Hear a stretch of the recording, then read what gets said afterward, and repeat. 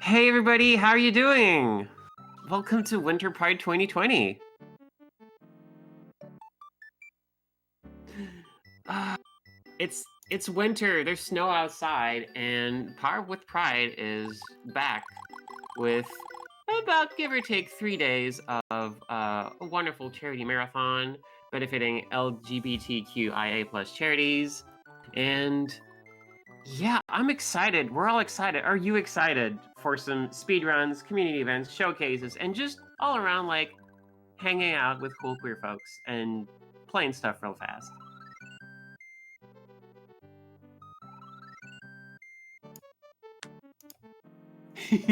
Yeah, right.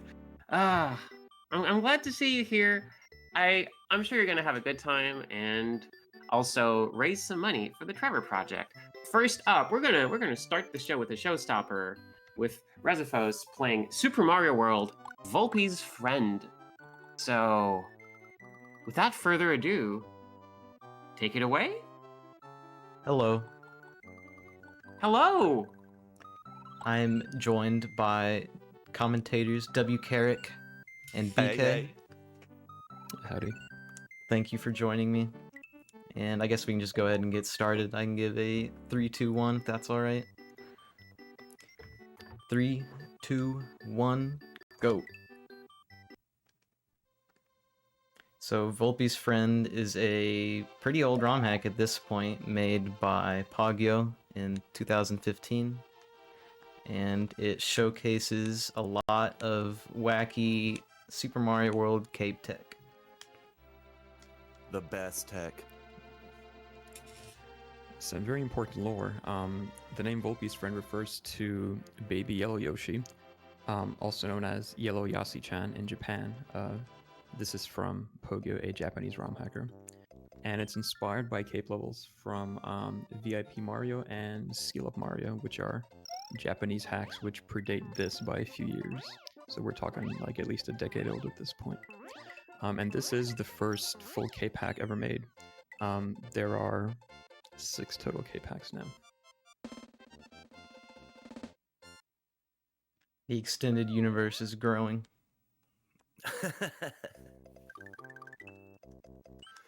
God, I hope so. I love seeing these cape hacks, and it's really cool coming back to Volpey's Friend and seeing one of the OGs. Before we get to Star World, we've got a lot of casual cape content just to warm you up. Yeah, it's still a little early. This hack's gonna warm you up a little bit, you know? It starts you off pretty casual, but by the end, you're doing mind-blowing stuff. So while things aren't too serious yet, we'll give you a primer about advanced cape physics in Super Mario World. You're gonna see in this hack the sort of usual just tapping left to maintain height and fly indefinitely. That's pretty basic. The Super Mario World manual tells you about that. Some more advanced features of cape are you can speed up and slow down while flying. And to speed up, if you're facing right, for example, you tap the D-pad to the right, and for every frame you hold it, your speed to the right is going to increase by 4 sub-pixels by frame. And this is a 60 frame per second game, and there are 16 sub-pixels in a pixel. To slow down, you can hold the direction opposite of flight, so left on the D-pad, and tap B, and for every B tap, your speed will decrease by 6 sub-pixels by frame.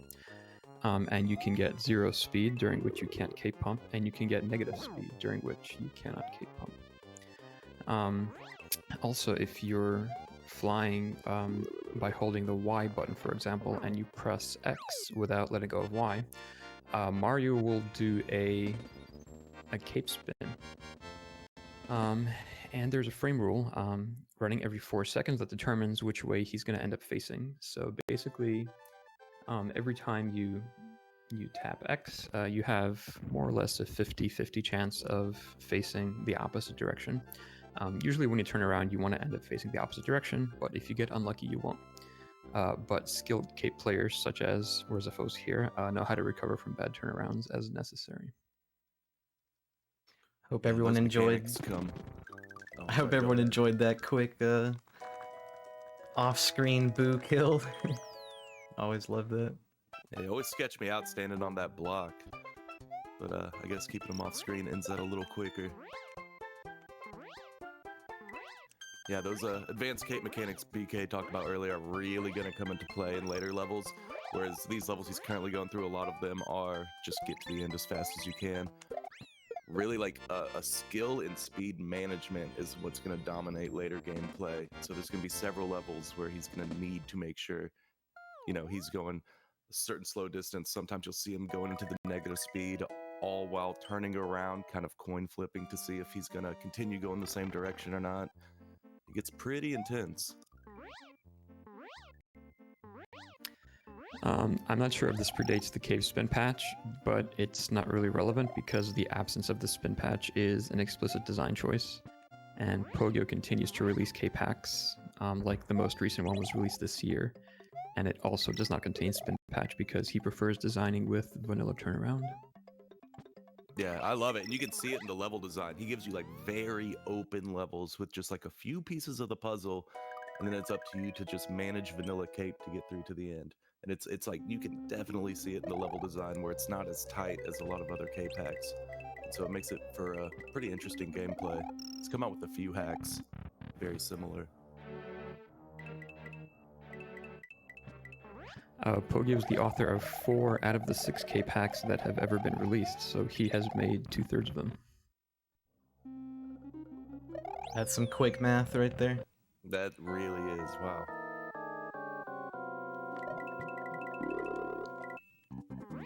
We've got another boo boss. I'm coming over here to get this key first as a nice little backup in case I screw up the fight. Gotta lead this rainbow shell through an on-off maze. This fight is the first blockade for most people that play this game. Getting it past this last blue block is a huge pain for a lot of people. Really gotta slide in there. The floor is icy right now too, so that really doesn't help. Gonna set that key right there so he hits it while I go to get this key. I'm gonna throw this key, not pick it up so I can turn around and then throw it in the pit and not be able to respawn it, and I'm gonna start over. All that just to get rid of some turnaround luck. But let's just do the there's whole much easier fight ways again. to grab the key, but Rezi just likes diving in, you know? If there's a way to throw a key off a ledge and grab it, he's just gonna go for that. It's pretty interesting how this boss like gives you 2 different ways to damage the boo. One being that shell going back and forth, and then it gives you 2 keys, and you have to use that shell to release one of the keys. So it's like really neat level design. It doesn't just give you 3 of the same item to hit him with.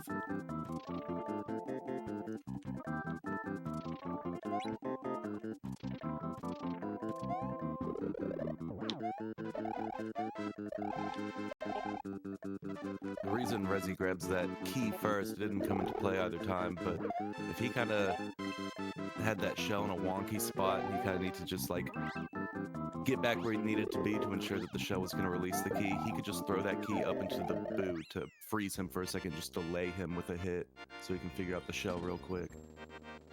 Doing pretty good getting out of there with the 369 there. All good now.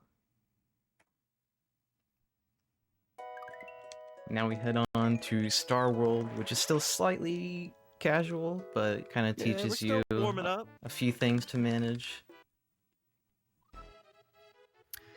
So the way the difficulty progression works in this hack is basically World 1, you don't really need any cape control, like no turnarounds, no speed control. And then here and in Star World, you need a little bit, but you don't really need to be very good at turnarounds because, as you'll see in a minute, it's assisted. There are these blocks that basically lift you up as you do cape pumps so that you don't lose too much altitude to fail turnarounds. And then in the last world, which is the one that follows this, there are no more training wheels, and you pretty much have to learn how to turn around and control your speed pretty well to be able to beat the game. Got the nice first try turnaround there. Ooh, almost had the beautiful door entry too. Yeah, the hard part about making this look so easy is that people will assume that this is easy. And that even little spot where he just got his first turnaround and was able to come back through real nice. Oh, he's gonna have to try to land it down again. You good. But even getting that first try turnaround, like for most players, it's not gonna be that first try turnaround. You're gonna end up not getting the way you want. Your chances are you're gonna lose altitude. Like your thumbs start going crazy when things don't go the way you want them to. So it's really nice when they do.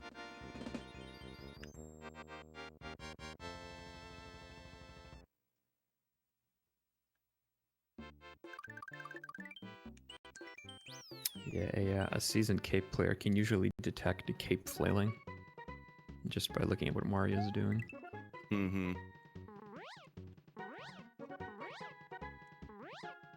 So these are those up arrows that BK had mentioned. They really kind of assist you in going up. You saw them in the previous level, but this level just spams them, and it's just your job to kind of manage your speed and get up to the top with the assistance of those arrows for a majority of the level. Ooh.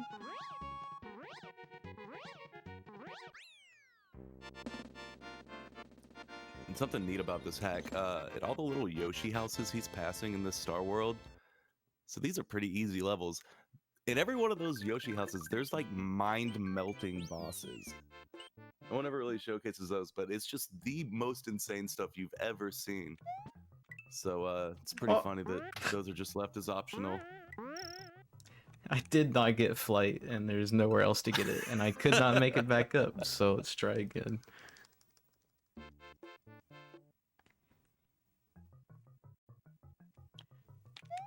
I missed flight again. Can I bounce Wow. up? No. Wow. I'm like jumping on the first frame before I even have B speed.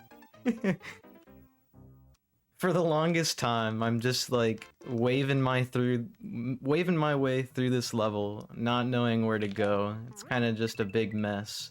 And then I realized this whole section right here is just completely empty. Dev path. Death path. Nice 0 speed you got there. That was nice. Yeah, that's a level where you want that 0 speed, or you can't really move left or right, because if you're caught moving left or right, like there's a chance you could just get caught in a weird position. It's like getting where you need to be and just dropping straight down. Oof. You don't have to do any weird cape pumps.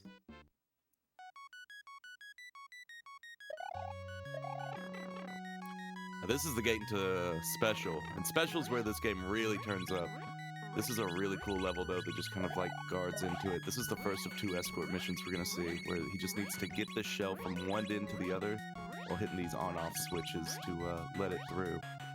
What can kind of make this difficult for other players is this is one that really requires speed management, because that shell can despawn if it goes off screen, right? So you need to make sure that you're not going to go too far ahead.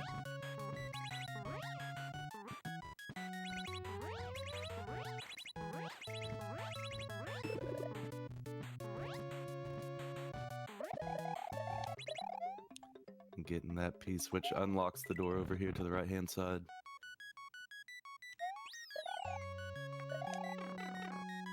And it's boss time.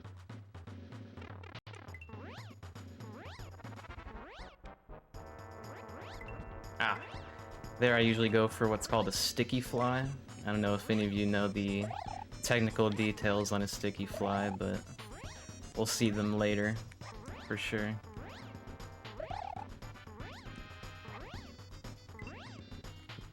On this first block, you definitely pretty much have to get lucky.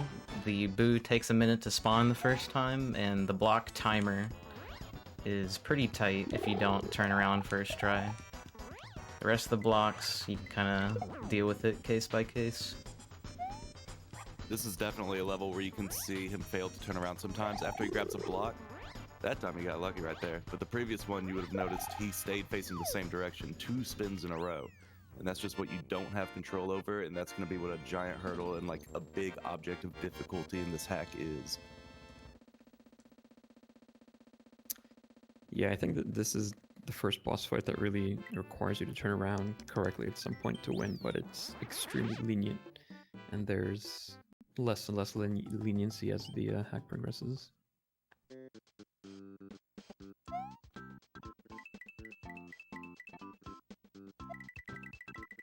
Here you get to learn that you gotta pay attention to when you're dive bombing. And then we get to showcase some strategies made by BK from his casual playthrough that no one else figured out. Yeah, so the intended solution here is to grab the P-switch, not lose flight, and then fly up here, which is actually very challenging if you don't have a lot of cape experience and you get here for the first time. And I found it extremely difficult. So as the saying goes, necessity is the mother of invention. So I figured out a way to do it without getting good at cape. And it's that. It's also faster, which is very convenient for speedruns. Ah. Now this level's the first in the whole rest of the hack cranking up. It starts off with this P-switch, though. He's got to throw the switch up in the air, catch flight, and then just kind of hope that he's facing the right direction when he grabs that switch. Otherwise, it's going to make his day a lot worse trying to get that turnaround. So see, he grabs that switch. Now he has to navigate all these blocks, collect some coins guarding that switch if he wants. Ah. Okay. Now we need some gamer strats to get through the rest of this. So everyone hold your breath here. If he touches any of these blocks, he dies. It's a good He's thing Rezi's a through. gamer. He's through! Didn't even need casual strats. Here we need to get these shells up to this second platform so we can escort them to the other side. I'm going to start using opposite hands on the controller to get these inputs correctly. They are very difficult. Yeah, his controller grip is wild at this section. I haven't even gotten one. Oh no. So there's a lot going on here that viewers may have missed. There is an invisible P-switch, and the reason it's invisible is because there are too many sprites on the screen, which is sort of a consequence of when this hack was made. And then he killed a fish and boo by sliding into it, which is a thing you can do with a fish and boo and many other sprites, which you don't normally see killed. And then you'll notice that he's doing dive bombs in a 3-tile high hallway. And you can only do that if you mash right as Mario is in between the ceiling and the floor, and that actually speeds up your transition from flight state into a dive bomb state. And curiously, it only works going to the right, not to the left, because Super Mario World is a game. I had no idea that it didn't work to the left. That's pretty interesting. So yeah, about my grip there, I had my my right hand on the D-pad and my left hand on the buttons.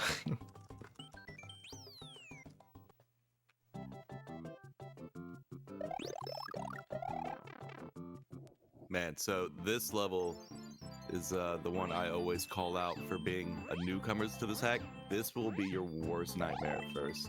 I think most people who play this level ends up being like their longest play time, because it just like hits you out of nowhere. That you just need to go real low and slow through this level, dodging all these enemies, when you could kind of casually get through the rest of the other levels. This one's really intense when you first come to it, and it doesn't really get too much easier once you get good at it. You just get good at managing your speed, is all. Yeah, here the cape control really comes out. And remember, when he's changing speed, like BK said earlier, he's tapping right or left on the D-pad, mashing B while holding X or Y. Like, there's a lot going on with his controller, even if it looks like casual stuff right now.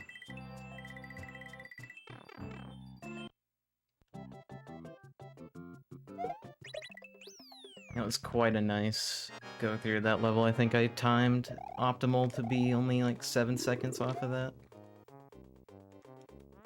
I noticed that P-switch grab he did, stomping on it. He didn't get the hit that he normally likes to get, but like that P-switch, what it wants you to do is just fly normally and come in from above and grab it and kind of fly through. I believe it was Rezi who figured out the spin fly strat, right? Yeah. Where you can kind of do like a little double pump there with the spin fly and land on that cloud tile, just one tile, and you got to grab the switch and regain flight and fly back to the starting platform. It's such a game changer for this level. And something which he attempted but failed to do is after you press the P switch for a little bit, it's that little nub. And that nub is still actually a sprite which can be used to damage a Big Boo boss. or taken through a pipe, the other end of which it'll be a full usable P-switch again. So you can get a free quick hit that way if you manage to hit him with the nub here. Yeah, so you see that little spin fly he did and then just flew off the cape. That is not intended, and it is the best strat ever, because this level is awful without it. And there's the nub hit there, so he only needs to hit him with 2 more blocks now. Yep, so we'll be going in for his last one here. He has a few different ways of doing this strat. He's going to be able to get flight all the way, though, so that's great. Then I just jump off the screen, because once the big boo is gone, the level ends. And there's, thankfully, this nice little platform to land on. Now, like, boo bosses, interesting boo bosses like this, are going to be what you see repeatedly throughout this hack. So you're going to see a lot of really cool and innovative boo fights. This is not one of them. I should also mention that these death blocks, these black blocks here, are just reskin munchers. In other hacks, they are insta-kill, and so obviously all the strats that he's doing, which end with him landing on these, would not work if they were instant death blocks. Yeah, and you see people play various versions of this hack, some of which the black blocks are munchers, sometimes they're black blocks. I think it just depends on which kind you have.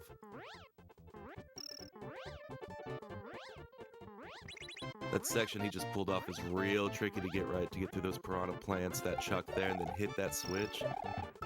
He has to get through a pipe real soon, though.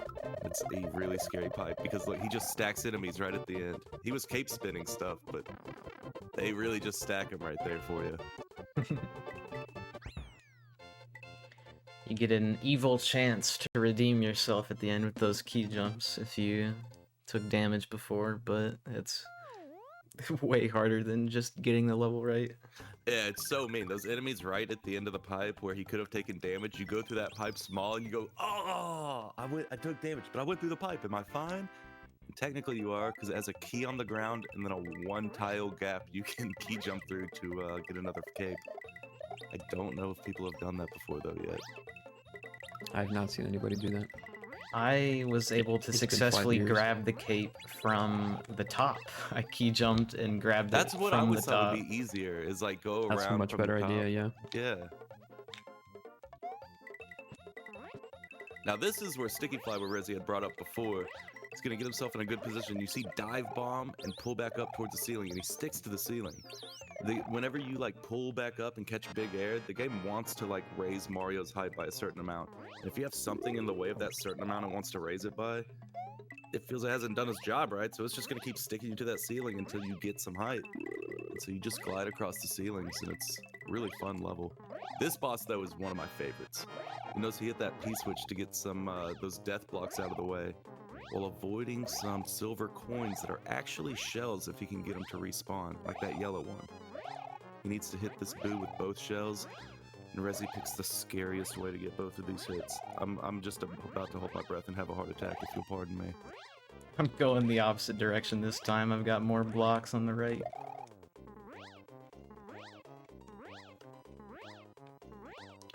There's some tech I know BK is a fan of.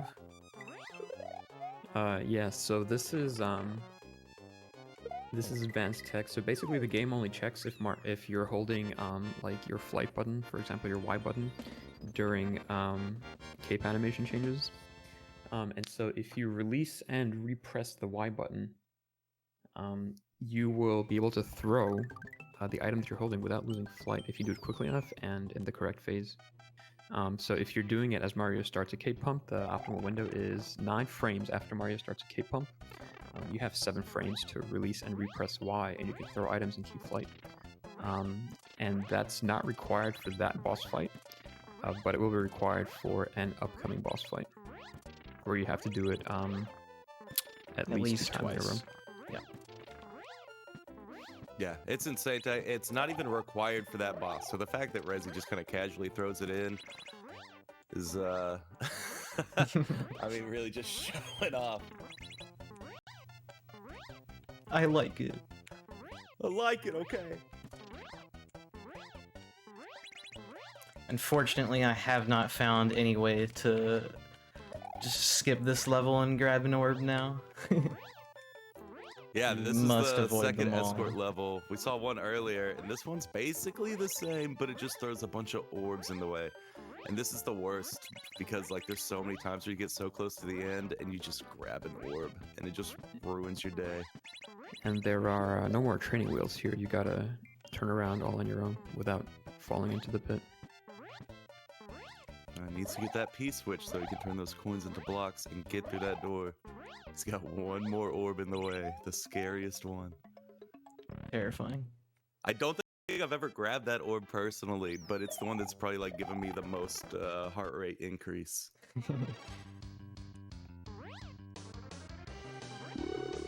This is a boo boss that's like directly based on the tech that Rezi and BK were talking about earlier, about letting go of an item while still cape pumping and keeping your flight. It's insanely tight, and you have to get 2 of them. Third one you can kind of float down. You don't necessarily need to keep your flight. But this is an insanely hard boss. You can actually become extremely consistent with this tech with practice. And I know a few people for whom it's considered like pretty free, and I think it's pretty free at this point. Well, I disagree. It's awful. Here, we have the art of skipping entire levels as soon as I get this first jump, which is much harder than the rest. Yeah, so this level just wants you to like slowly fly and get through this back and forth. Rezi has decided normal people's strats are not for him, and he's going to do some otherworldly strats by combining some cape cancels to cancel out damage, and then continue. So this is an abuse of the Super Mario World flight timer or takeoff meter. So basically, when you're running at P speed and you press jump, there's a timer that decrements once every frame, and you basically have 80 frames within which you can gain height with cape. And if you land within those 80 frames, the flight timer is still going, which means you can take off again and gain height. And so what's happening here is you will notice that he starts with a very short takeoff, followed by a cape cancel into the munchers, and then taking off again. It's worth noting that if I am to get the trick like right now, it's probably still faster than actually playing the level. This level takes a while. Yeah, it's a pretty long level if you do it as intended. Lots of really slow parts. So basically all this level is what you're seeing right now, just snaking back and forth. So whenever you're at those long sections like right here, that takes so long to do normally. Beautiful.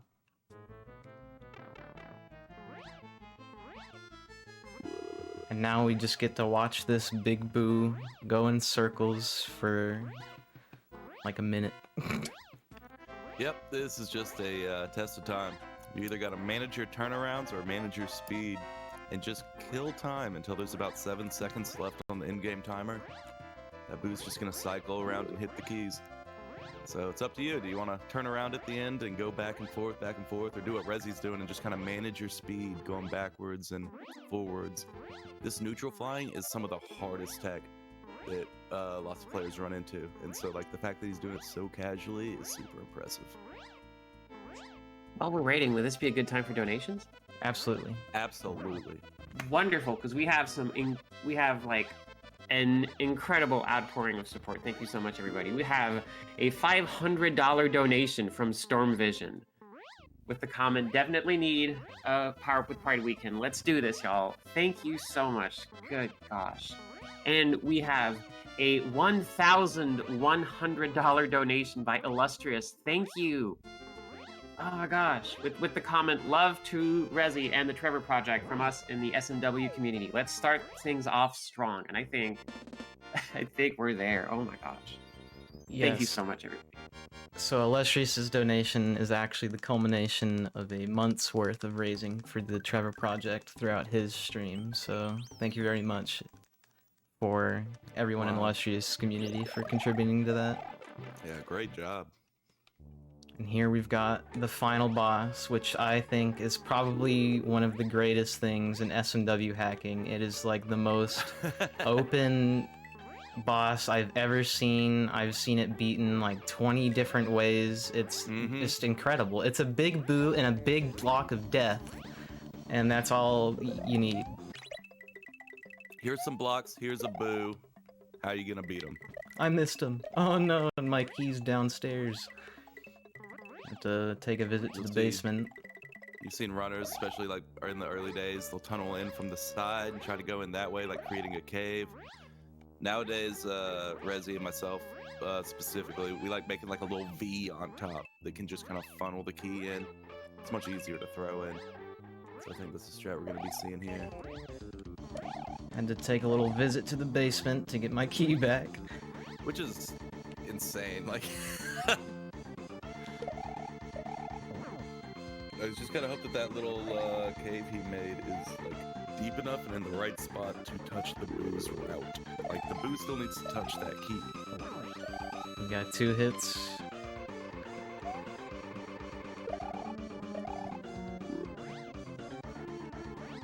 And hopefully this last one's fine. This there is we always go. the worst part when you're sitting at the 3rd key waiting. That is the last level. I think I'm just barely missing the sub 30 by a couple seconds. Alright, let's just change the timing method to this fade out. Quick. Oh my god. Just barely. Just Time. barely. Congratulations. Thank you. That was very solid. Definitely my best showcase of this. That was an incredible run. There's only 2 people who have ever gotten a sub 30 in this game.